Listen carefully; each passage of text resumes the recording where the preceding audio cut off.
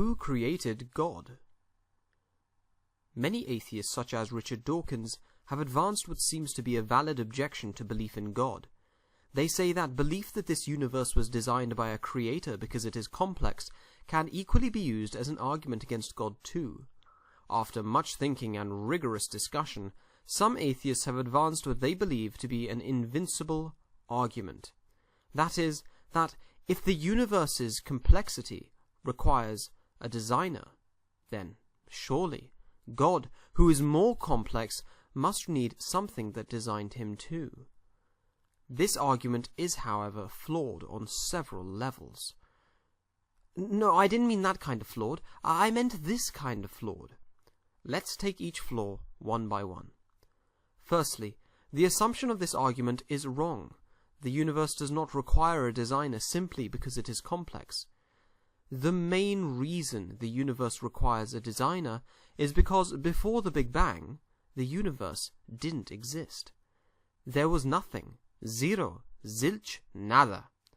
And then it came into existence. And there was life, and babies, and happy loving couples, and plants, and indeed the entire solar system, Christmas decorations, and of course our favorite cheesecake.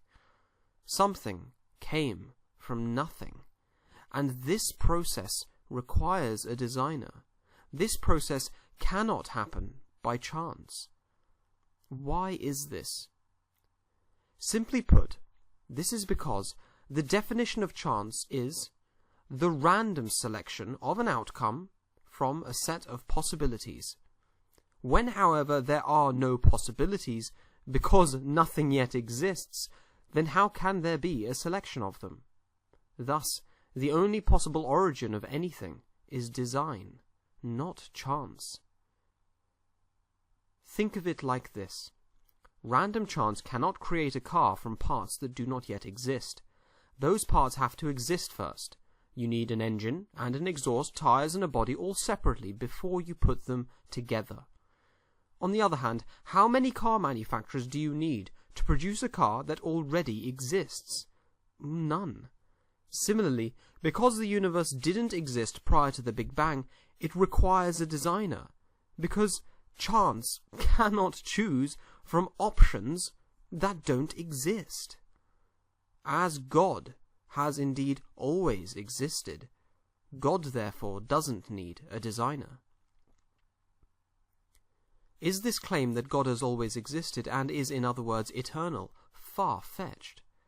Does it make sense that anything can be eternal? When we examine this, we find that the existence of an eternal creator is not only necessary, but it is in actual fact the only solution. Take, for example, your own existence.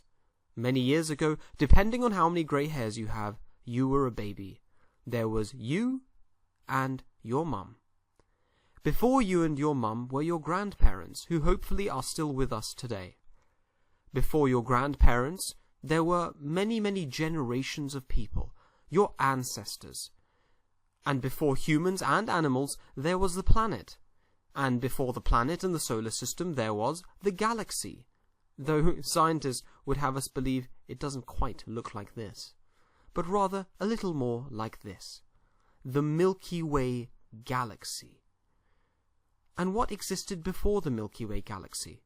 Well, there were nebulae, gaseous clouds from which stars were formed. And before all that was the Big Bang. An explosion in which everything came from nothing. And what preceded the Big Bang? Let's call it the Big Cause. Well, what was before the Big Cause? Well, let's call it the Bigger Cause. And what caused the Bigger Cause? Ultimately, this chain of cause and effect cannot extend into the past infinitely. The reason for this is simple. Everything that begins to exist must have a cause, because something cannot create itself. To create itself, it would need to both exist and not exist at the same time. And yet, if we keep going back infinitely, that makes the chain of cause and effect infinite, like a line of dominoes that has no beginning, but stretches into the past forever. If, however, the line of dominoes has no beginning, then how did we get to the present moment? For example, if there was no beginning to this video, then how did you get to the middle of it? If there is no beginning to a race, then how do you find yourself running in it? A line of cause and effect that stretches infinitely into the past can never reach any point along its chain. What this shows us is that we need something to have been an uncaused cause. To believe in an uncaused cause is necessary to believe in everything else that has a beginning and was caused, and thus we are left with three options.